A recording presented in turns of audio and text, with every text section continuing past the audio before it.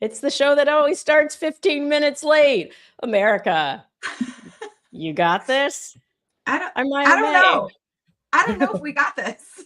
I don't know. Oh, shit. I did it again where I was supposed to hit live. Going live. Going live. We're going to get this. All right. I just hit going live. Going live 17 minutes late. But yes, hey, it's fine. We're calling this one Back to Summer Sads because you were saying you're a little bit in your feels. I am. I just packed my last lunch for kiddo. You make that like it's like the last lunch ever, forever, ever, ever, ever, ever. Never. Like he's never going to eat lunch ever again. He's never going to eat your packed lunch, only cafeteria food. Explain the last lunch sounds. Well, so he's graduating elementary school. Not today, but today's it's like we're in the wind down. Tuesday is the little elementary graduation, but today was the last day that I'm making a lunch. And I used to be so cutesy about it, and I would get little cookies that were frosted with the first grade and third grade. Like I would do the whole. I was way too extra, and then I got real lazy. Like as they got older, and I was like, "Yeah, you're fine." And I've maybe made him lunch. I don't know, once a month this year at best. That's generous. Is he just starving on the other days? Yeah. No lunch for you. No lunch for you. It's been a long time since I've made a lunch, since I packed a lunch, because my daughter's in college. So I do know that feeling, but I'm also really glad that I don't have to make lunch anymore, because I feel like I was always scrambling in the morning to try to make the perfect lunch, like chia seed pudding, and I would grill chicken and make a little like grilled Caesar salad. And I made the healthiest, most annoying lunches. That's a lunch journey I have not been down. I have not been that extra. Usually the go-to with this kiddo in particular, he loves a charcuterie board. So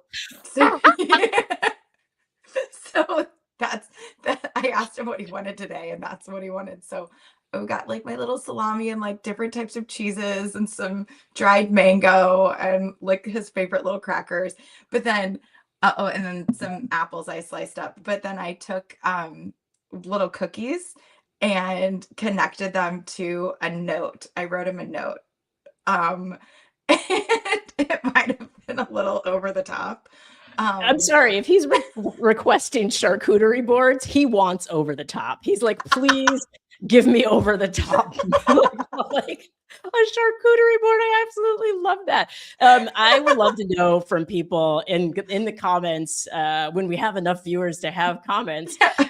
I want to know what your crazy things your kids are requesting for their lunch, because my daughter used to have like I would make poke bowls. Like I would go and buy salmon at H Mart, cut up, and so she was going to school with poke bowls sometimes. Like, yeah. I mean, you get the award. That is far superior than the charcuterie board. Oh, I don't think so. I think your son's ready to have a party and invite people over. Like it's a presentation. It's a platter. A poke bowl is only for one person. So I would love to get our kids together. They can compare. They would have the best time. Well, I feel like I've ruined my children a little bit because I am a recovering event planner. I was an event planner for 20 years. So like everything was this big, and it's a trauma response. So like, let's put that in the notes that I went a little over the top with the perfectionism. But I do know how to throw a really spectacular party. And even if it's just a charcuterie board and snacks and vibes.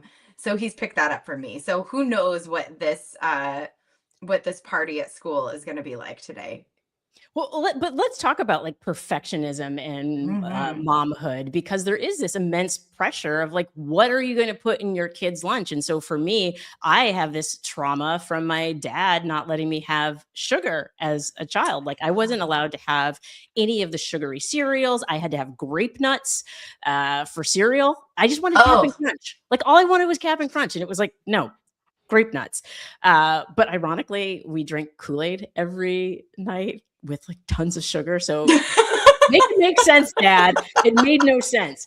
And then I found, Balance. right? Exactly. We get our sugar with our Kool-Aid. We don't need it from other sources. But this pressure, especially with MAHA, and we're going to talk about MAHA, Yep. MAHA, Yeah. because apparently food is a cure. Food can be the disease and food can be a cure. I think we have a clip of RFK Jr. actually talking about what he thinks food can do for the people. You know, one of the people who really talks a lot about the relationship between food and mental illness and these interventions, the benzos, the SSRIs, the antipsychotics, antidepressants, is Michaela Peterson. And she makes the case that she healed herself with food. She also talks a lot about her father, Jordan Peterson, who had a terrible experience with these medications, almost killed him. Oh, yeah. I heard about that. How important is your diet? Oh my gosh, it's at the heart of everything. It's absolutely fundamental. And she looks one of the people. Yep. Uh-oh, I lost your audio. Shoot, you're on mute. I can see your little. Uh-oh, what happened? Can you hear me? Oh, nope. You were there and now you're on. Yeah, I didn't mute myself. Now I'm unmuting. Okay. All right. We fixed it. We're having technical difficulties because Mercury's not in retrograde, but whatever. I'm just going to say that Mercury in retrograde is. So first of all, Jordan Peterson as a reference for anything. Do you know who Jordan Peterson is? He's like oh, now I lost your audio. You're on mute. Okay, for the love. What is happening? Okay, we don't. Why stop trying to silence women? They really don't like what we're talking about right now. No, absolutely not. Somewhere like Jordan Peterson has made his way through the internet and is himself specifically trying to keep us from talking about him. Jordan Peterson is like he was the original manosphere. I feel like before the manosphere became the manosphere. Oh, he's the self-help guy. Yeah. Oh. Yeah. Oh, and then you muted again. All right. I'm not touching anything anymore. Yeah. Apparently we're not allowed to touch her. We're just going to keep our hands. I'm going to keep my hand on my happy mug. So food as healing. Now, I am not MAHA in this sense. Let me explain. Say more. I do believe that it matters what we put in our bodies, and that, yes, we should try to eat anti-inflammatory type foods. And in particular with my knee, which I said I got my MRI results back. We'll talk about that later in the show because I can't afford to have a bad knee in the US, and it is very bad. But there are certain foods that can have effects on our bodies. We all know that. You and I talked about this last week when we talked about Michelle Obama's health initiatives. So I understand this, that sugar can actually, overconsumption of sugar can give us the SADS a few days later. Like, it's chemistry stuff. That being said, there's a line. There is a line. And I think that MAHA has just jumped the shark so aggressively without recognizing what was actually in place. It almost kind of I don't know if it's a cognitive dissonance thing, but I have heard that there are people who believe cancer can be cured by food elimination, by starving yourself, basically. If you fast, then you're starving the cancer. So therefore you will be healed.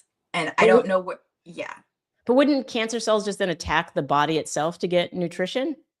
That is what I would think. But there's this whole wild framework of thought process on this that just doesn't make sense. And I think if we're not going to get to the root issue, the root cause of Okay, yeah, it would be lovely if everybody had access um to foods that are anti-inflammatory, that are healthy, that are balanced.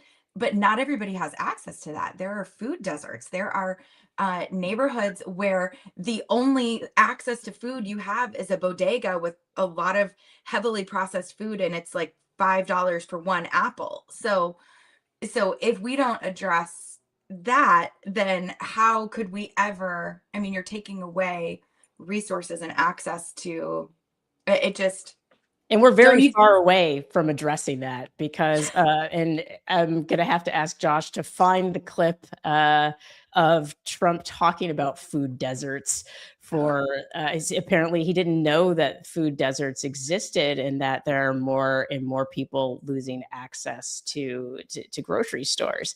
And you're exactly right. Like it is an equity issue, which I think a lot of these MAHA, the MAHA moms don't understand and don't see. And I recognize that I have a healthy level of privilege when it comes to accessing healthy foods for my daughter. And even when she was when we were in Argentina, you know, I had a right directly across the street was a little mart, and I would pick up the fresh vegetables every day. Actually, that's a habit I still have. I go to the grocery store every day. I love that. I don't know that I love that. It feels like a sweet little routine where you can, like, instead of just everything all at once, you can kind of pace it out. Oh yeah, I mean, I decide, but then it's also like, what are we going to eat tonight? And it's always that. It's what are we going to eat today? And then I go to the store and I get the ingredients for what I'm going to eat today. And I was never able to shake that. So, because it was like my prime parenting, birthing years were in Argentina, and so you figure 7 years of doing that. I got back to the U.S. and it just never left me. And it only dawned on me when everybody at the grocery store like nobody knew me. Here's the clip.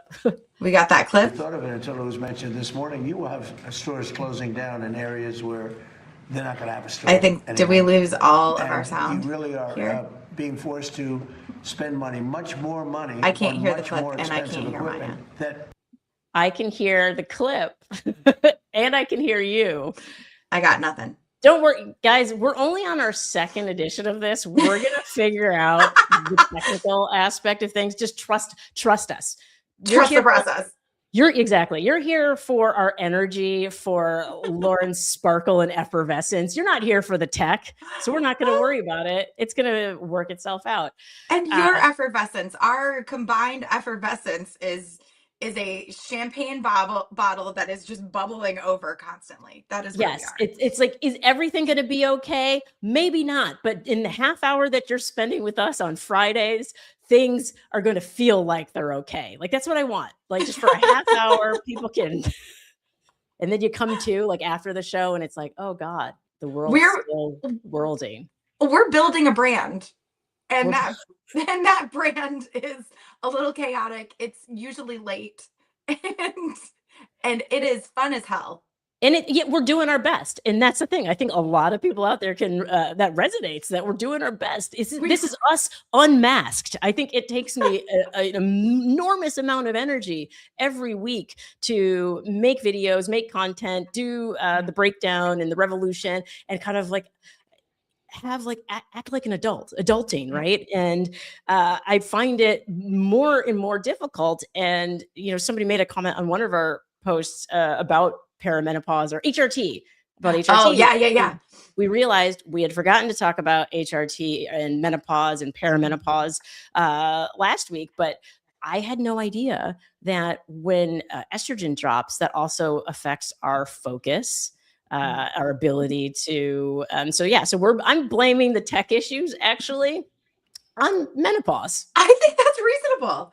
I think also fascism. I think the combination, that is really actually the question I have every day. Is it fascism or is it perimenopause?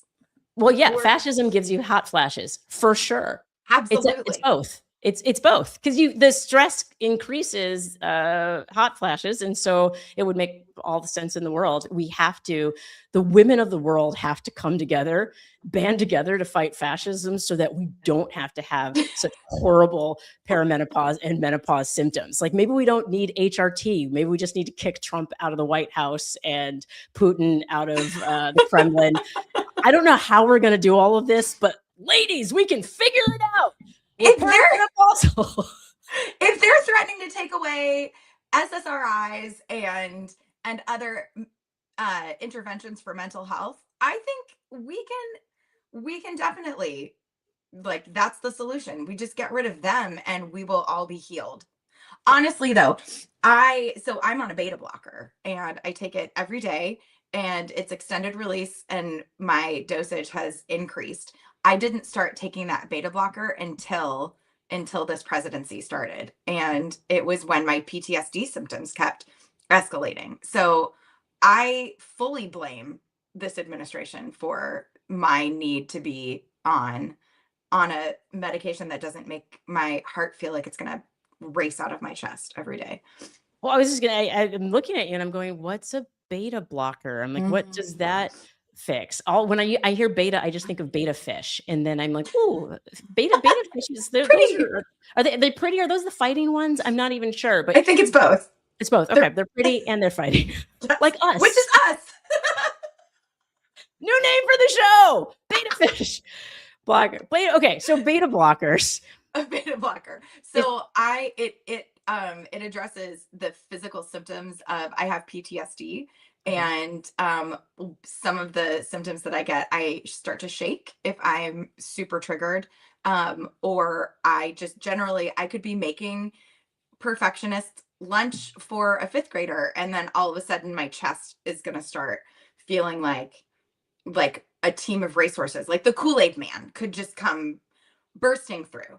And so the beta blocker helps with that. So that whole body keeps the score thing, where my brain isn't necessarily consciously in a fight or flight moment, but my body will interpret some kind of stressor outside and turn in. So I'm on this beta blocker that helps regulate my heart. But I have totally normal blood pressure. So it's a complete treatment.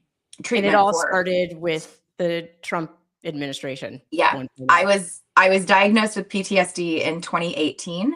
And I have never needed medication until right after the election. See, and that's, maybe I need to be on medication. Like, this is the thing. Why do I keep trying to raw dog all of this? Because you do. It's almost like that's my trauma response, is like, I'm stronger than this. Like, Harriet Tubman didn't need Xanax. Why should I? Like, this is like, my ancestors didn't have access to it, so I'm just going to suffer through it.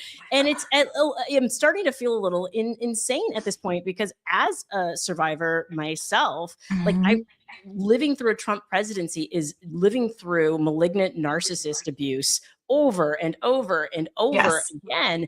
And so I know why I'm being triggered.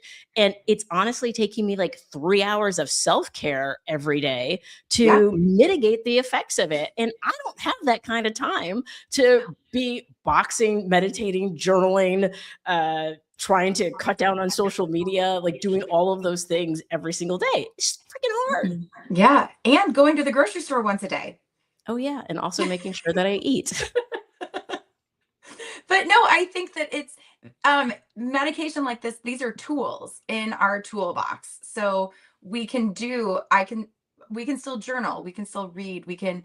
I love to be barefoot in the grass, and that helps me feel really grounded. I love an impromptu dinner with my friends. So we can do these things. And another tool is also medication that helps regulate our heart rate or our systems, so that we're not we don't have to raw dog it until they take those meds away from us. Like, let's just lean in. Well, and let's talk about it too, because the fact that they are trying to take a tool out of the toolbox, while many of us as adults and also our children have not mastered any other tools to be able to self-regulate. we're going to be, I can't imagine. And this, I said this all throughout 2022 and 2023. I was like, I have all of the tools and I feel like I'm losing my mind. So for the people who don't have the tools, who either don't have access to it or for whatever reason, I can only imagine how they're feeling. Because like I can meditate for 60 minutes and that'll keep me chill for the rest of the day. But not everybody has access to that. And so what does America look like when people can't afford housing, gas, healthcare costs, and then they also don't have access to the antidepressants that may make late stage capitalism livable? Well, you end up with an entire population of people who are desperate, who are dysregulated. And if I think of it with my kids, when my kids are dysregulated, one of the things my therapist has said is that kids need to borrow our calm. So if I am calm and my children are dysregulated, then they need to borrow some of my calm energy. And so I find different ways that I can help them access that, and I help them co-regulate.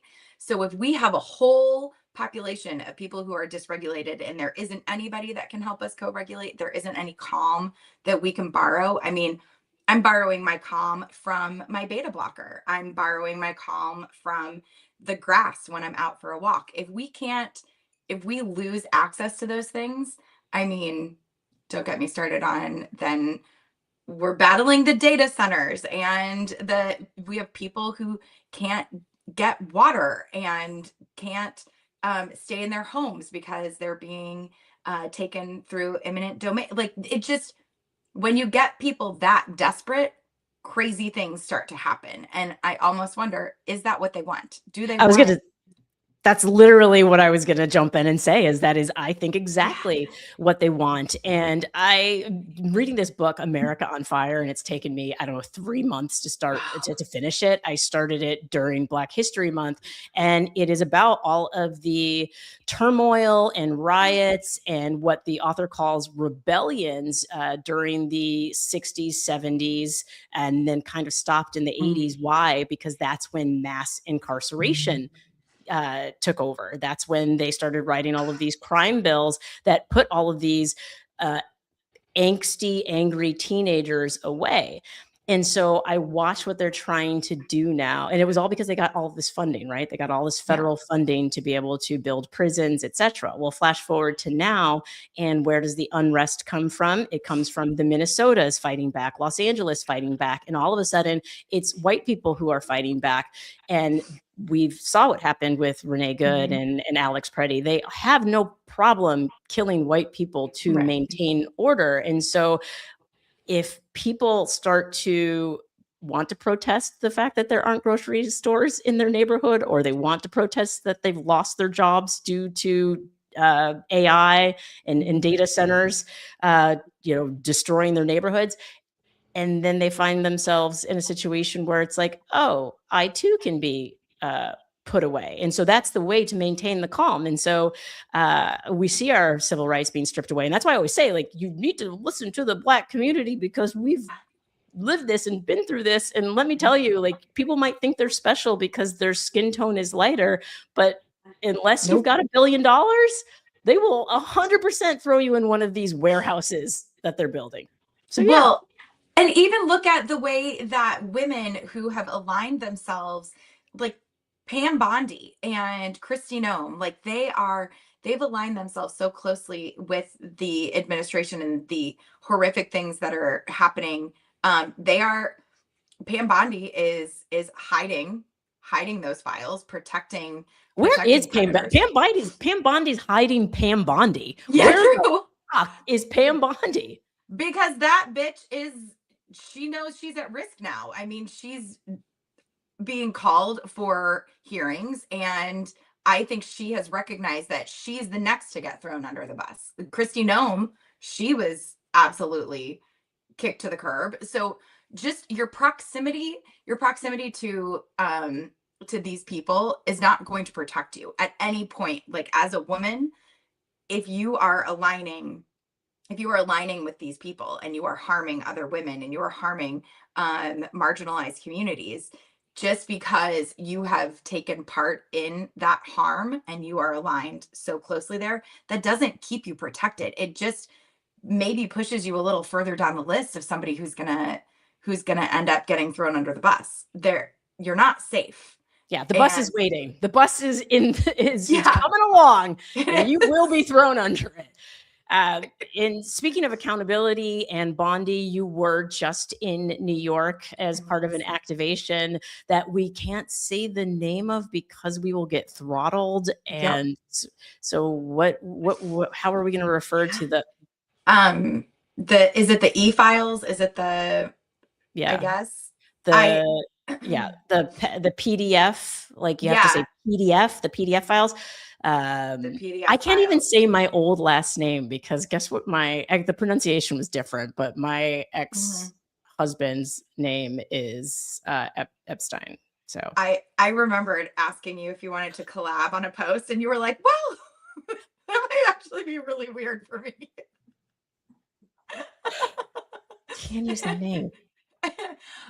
No, it was so Eliza Orleans, our friend, career public defender. She I feel like you have to say career public defender because that's how she introduces herself. It's like when I hear her name, it's perfect branding. It's like the perfect Eliza Orleans, career public defender. You just hear it. Yeah, exactly. I've even heard her say it in meetings with senators, like when we're off the record casually going around the table introducing ourselves, and she's like, "I'm Eliza Orleans, career public defender." I'm like, "Yeah."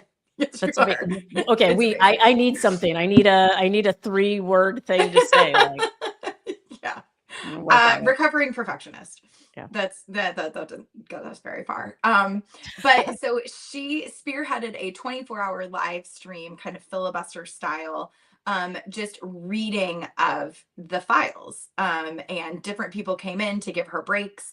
And I was one of those people. I read in the morning, and then I stayed throughout the remainder of that 24-hour window, and was spending time with some of the survivors of who they were actively reading their own police reports and their own things that had been flagged with their names. They were reading those. That's so traumatic. Yeah. And I what do you do in that? And I sat down next to one of them, and I was just like, if you need space, if you need presence, like, you just let me know what you need. And I just sat there quietly while she flipped through. And I think as survivors, we are not survivors of that particular, you and I are not survivors of that particular situation, but to be able to connect with them on a different level, and not look at them in the way that people, I don't know. I find that anytime I talk about my trauma history, people always look at me with like this, almost like I'm a caged circus animal. So like, what's she gonna do? That PTSD is gonna come for us all. She's gonna go crazy. She's gonna wield her weighted blanket and like. Well, and everybody knows now that you are a singer. People might not know that I have an MFA in poetry. And yes. Wait, hi. My shirt today. Poetry is protest. Okay, see, this is what I mean when it's like the space-time continuum is collapsing. I love it. This is so woo-woo. It's so good. I absolutely love that. In my poetry thesis, I have a series of poems about rape, and one of them, and they're nursery rhymes, and one of them is about how the word rapeseed oil, and it used to be, it's a vegetable, but it's a vegetable that no one can speak of anymore. It is kind of the theme of the poem, and how it's this word that we can't say, that we avoid, despite knowing how many women have been victims, and that there are men who are perpetrators out there just living their lives. And so at some point we're going to have to be able to talk about it. But what is so frustrating for me is that it shouldn't take an art installation. Right. Like, women should not have to, no survivor should have to subject themselves to further trauma to be able to attract attention to the fact that Pam Bondi didn't do her fucking job. Like, thank you. Like, that's insane to me. And these survivors are showing up time and time again. Like, this is not the first time that I've met many of them. I met them in DC when they have been showing up for hearings. They've been doing press conferences. They're doing interviews. They're going. The amount of weight that society is asking them to carry by reliving their trauma over and over and over again, it just is. We have already asked them to carry too much. And then you've got Pam Bondi and the like, who are continuing to put that on them. And it's just, it's unspeakable how every time I talk about my trauma, it takes me out. Like I need hours, if not days, to recover from it. So I can't even begin to imagine what this experience is like for these incredibly brave women. And I think also a note is Eliza and I were talking about survivors and also victims, because not everybody has survived this. That's a good point. Not everyone survived. So we can't just speak in terms of just the survivors. There's also Virginia Giuffre, who did not survive. She's a victim.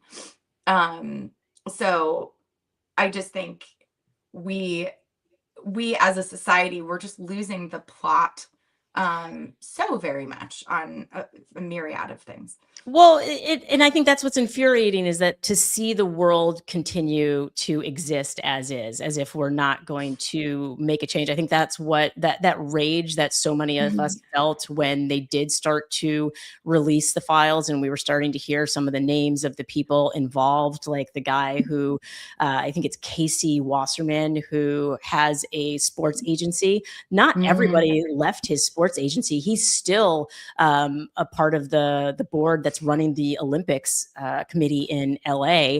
And so to be somebody who has been victimized by this ring of people, and then to see the world continue to exist, and I think, and go on as if it didn't happen. Like, it's like, yeah. And that's so unnerving, but it's also exactly how we do everything as a culture. Like, as a world, that's why things are starting to kind of like collapse in on themselves. And this was supposed to be a fun, light show, but like, these are the things that you have to talk about. And I do want to talk about like why we're doing the show the way we're doing it. It's America, You Got This, with a question mark. And it's kind of like a parody on the morning show where they just talk about the most surface level things and act as if the world isn't burning around us. And so what we want to do is talk about the most surface level things, and then also the world that is burning down around us. It is my biggest pet peeve, least favorite thing in the world, to be stuck and trapped in a surface level conversation. And I can no longer do small talk. And I joke that I'll go to some sort of schmoozy event and people are clinking champagne flutes and how are you? How is your calendar looking? Do you have any fun trips planned, or is business good? What is oh my God, those shoes are amazing. Oh, stop. Can we and then when we get to, like, I can do that for about 30 seconds before I start talking about, so I literally just did it when I got home from New York. So I took a 6 a.m. flight from New York back to Chicago. And then I came straight home, picked up my kiddo, took him to school, and then went to the celebratory end of the year party at a park. And was standing talking to a mom I had never met before. I have absolutely no idea where she falls ideologically, no idea. She's like, oh my gosh, I've never seen you before. And I said, I'm a working mom. I'm not always volunteering. In fact, I just came straight from the airport. I was in New York for work. And she was like, what were you doing in New York? I'm like, I was at the installation for the Epstein files, and I was reading I was reading live on a live stream yesterday morning. A woman I'd never met before. And I'm like, dying to know what her reaction is. she asked me about Bill Clinton. What the absolutely motherfucking fuck? What? Yeah. How are we supposed to exist among these people? Like, that is like, that's like worse than small talk. It's like stupid talk. It's idiot talk. It's brainwash talk. It's how much Fox News are you watching talk. Yeah. Like, and I mean, that's the thing. We've got all these people in these different information ecosystems, and maybe we're talking about a lot of surface level stuff at the top of the show so that we can reel them into our orbit because they exist among us. Like we may be, our brains might be in different silos, in different algorithms, but our bodies are in the same spaces. They're in the same grocery stores, at the same soccer games. I say that like I've ever gone to a kid's soccer game. I got that for us. I got us covered. I am not a soccer mom.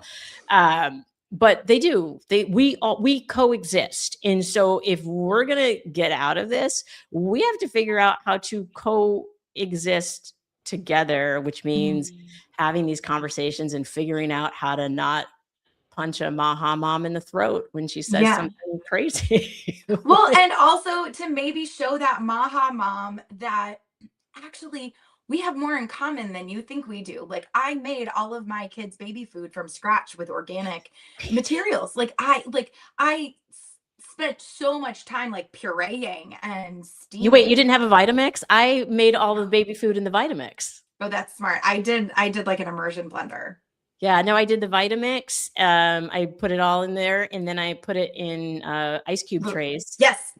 And then froze it, and then always had Oh no, I breastfed till a year and 2 months. Like, same. we were MAHA before MAHA. We said this already. Like, right? I was whipping it out in the middle of anywhere and everywhere. Bus, I didn't care. I was breastfeeding. If I was engorged, that was a bad day. So it was like, I'm going to breastfeed constantly as much. I didn't do the crib. I did co-sleeping. Yeah. I had one of those. I had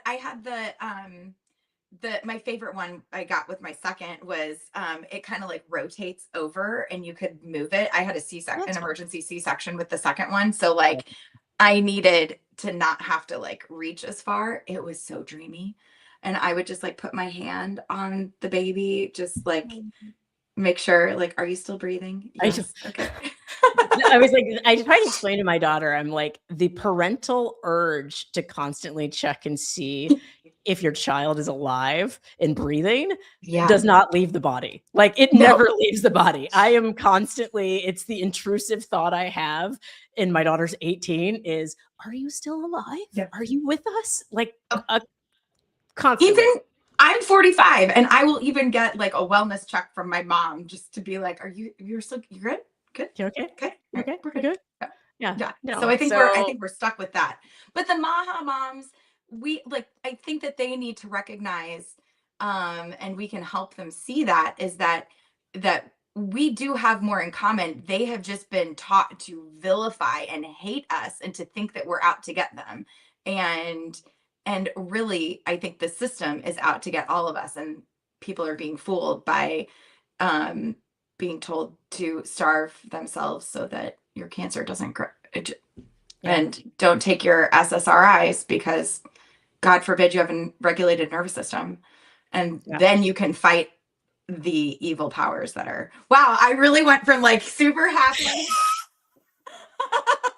Did you see the look on my face? Like, this is, I'm like, okay, we're going dark again. All right. I was trying to like wrap the show on that. Like, I was like, we're trying to wrap on a high note. And Lauren's like, no, but I feel that. I feel that and I want to do better about communicating how MAHA I actually am in the sense of healthy living and taking care of myself and my body is my temple and etc. Blah blah blah, and being able to connect with the people who sometimes I want to strangle.